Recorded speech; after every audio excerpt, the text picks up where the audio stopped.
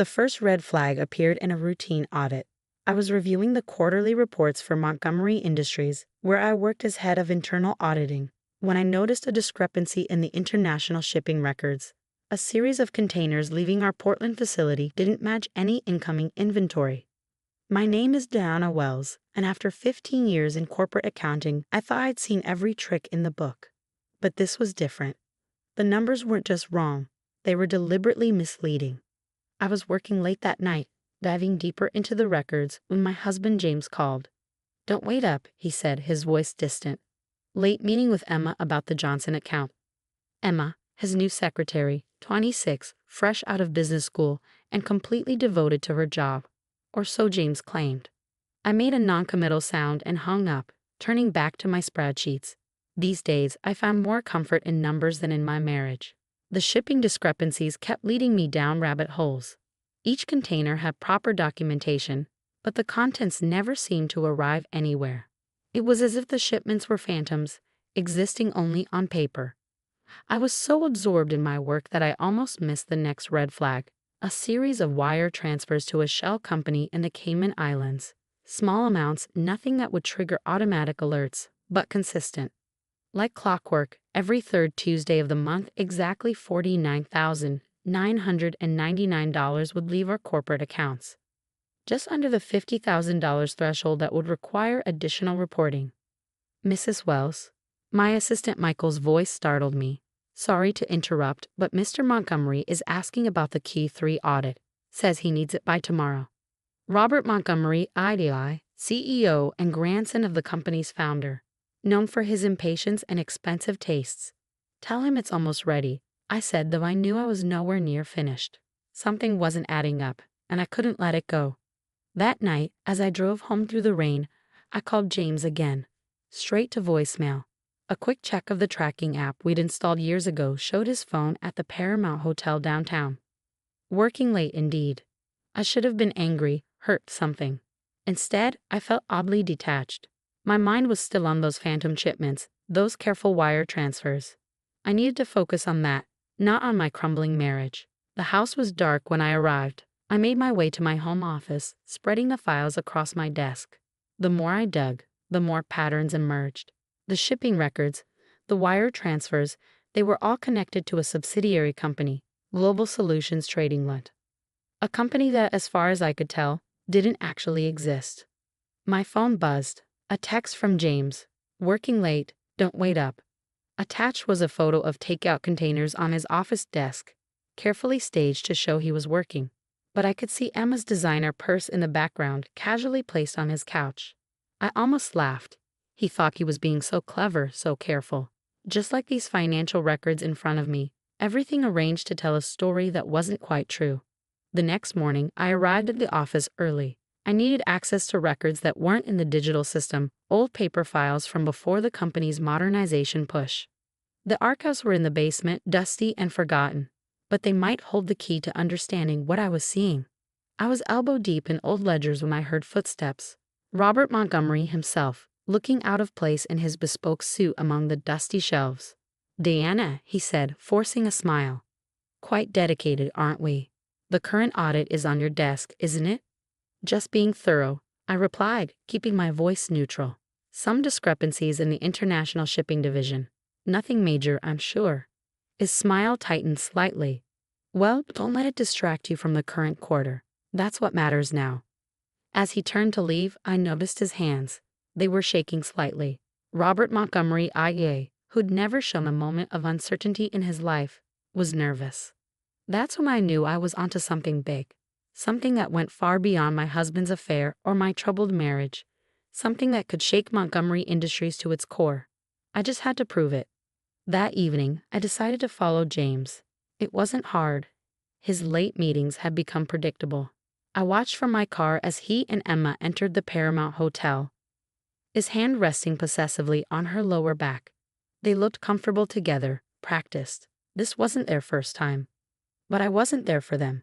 The Paramount had another guest I was interested in, Harold Chen, CEO of Pacific Gate Shipping, Montgomery Industries' primary transportation partner. The same company that handled those phantom shipments. I traced the pattern back 5 years to when Pacific Gate first won our shipping contract. The containers, the wire transfers, all of it started then. My phone buzzed. An email from Michael, my assistant. He found something in the archived payroll records.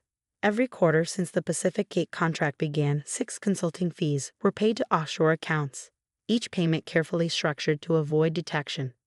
I was about to dig deeper when a knock on my car window made me jump. James stood there, his face twisted with anger. "Are you following me?" he demanded as I rolled down the window. "Actually, I'm working," I replied calmly. "But it's interesting that you assumed I was here for you." His expression shifted from anger to confusion. "Working? Here?" "Harold Chen is staying here," I said, watching his reaction carefully. "You know him, right? Head of Pacific Gate Shipping?" The color drained from James's face. "Diana, whatever you think you found." "What I've found," I cut him off, "is a pattern of suspicious shipments and wire transfers dating back 5 years. What I don't know yet is how deep it goes, or who else is involved." He glanced around nervously. "You need to drop this. You have no idea what you're getting into." "Like you drop our marriage for Emma?" I asked, unable to keep the bitterness from my voice. "This isn't about Emma," he hissed. "This is about your obsession with those damn files. You're going to get yourself hurt." Was that a threat or a warning? Before I could ask, Emma appeared behind him, her face flushed with embarrassment. "James," she called softly. "Everything okay?" He straightened up, composing himself. "Fine, just dealing with something." I started my car, but James grabbed the door. "Diana, please, let this go. For your own good." I met his gaze.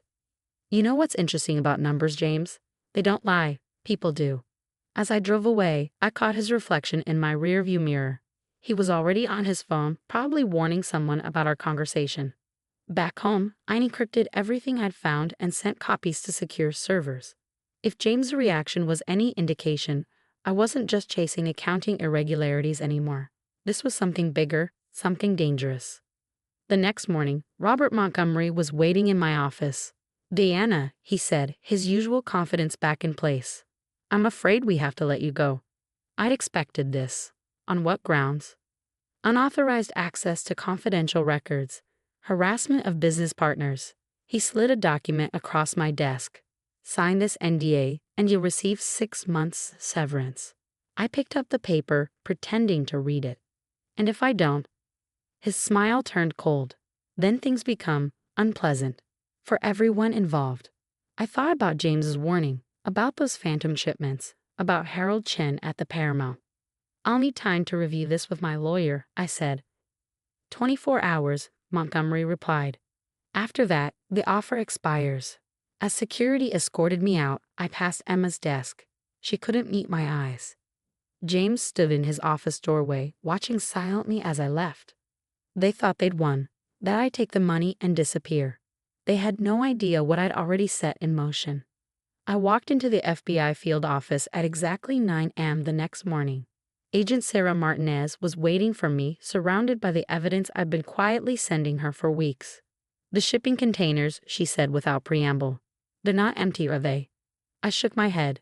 "Based on the weight discrepancies and the routing patterns, they're being used to smuggle something valuable enough to justify billions in fake transactions." The investigation moved quickly after that. My detailed financial records provided the framework for a massive operation. Pacific Gate Shipping wasn't just moving goods, it was facilitating one of the largest smuggling operations on the West Coast. By noon, search warrants were being executed at Montgomery Industries, Pacific Gate Shipping, and a dozen other locations. Harold Chen was arrested trying to board a private jet to Hong Kong. Robert Montgomery was led out of his office in handcuffs, his perfect facade finally cracking.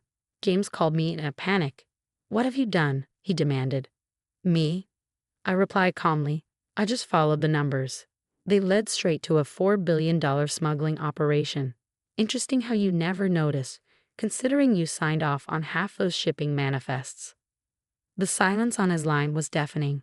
"They'll kill me," he whispered finally. "The FBI can protect you," I said. "If you cooperate, tell them everything you know about the operation." He did. James turned out to be a mid-level player, helping falsify documents and coordinate shipments without fully understanding the scope of the operation. His affair with Emma had been orchestrated. She was Robert Montgomery's niece, placed in the company to keep an eye on potential whistleblowers. The investigation revealed a sprawling criminal enterprise. Montgomery Industries had been using its legitimate shipping business as cover for moving illegal goods across international borders. The careful financial manipulation, the wire transfers, the consulting fees, the phantom shipments had hidden billions in illegal profits. When the dust settled, Robert Montgomery and Harold Chen faced decades in federal prison. James accepted a plea deal in exchange for his testimony. Emma disappeared, presumably back to whatever hole Montgomery had found her in. I testified before a grand jury, laying out the complex web of financial fraud that had hidden the smuggling operation. My detailed records and methodical investigation had provided the foundation for the entire case. The media called it the biggest corporate smuggling bust in decades. Montgomery Industries stock plummeted, then rebounded when new leadership took over. I was offered my job back with a promotion to chief financial officer. I declined. Instead, I started my own forensic accounting firm specializing in detecting complex financial fraud. My first client, the FBI. James wrote to me from prison a year later. "I'm sorry," he said, "for everything. You were right about the numbers. They don't lie. People do." I didn't respond. Some lies don't deserve forgiveness. Today, my firm is the go-to consultant for companies wanting to protect themselves from financial fraud. I teach at universities, sharing the lessons learned from the Montgomery case. Students are always fascinated by how a simple accounting discrepancy led to uncovering a billion-dollar criminal enterprise. Pay attention to the details, I tell them. Numbers tell stories, you just have to know how to read them. Sometimes I think about James, about the life we had before it all fell apart, about how his betrayal led me to uncover something far bigger than our failed marriage, about how his attempt to hide his affair pushed me to look closer at numbers that didn't add up. In the end, it wasn't about revenge or even justice. It was about truth, the kind that lives in spreadsheets and ledgers, in wire transfers and shipping manifests. The kind that can't be hidden, no matter how clever the lies around it. Because that's the thing about numbers. They always tell the truth, even when everyone else is lying.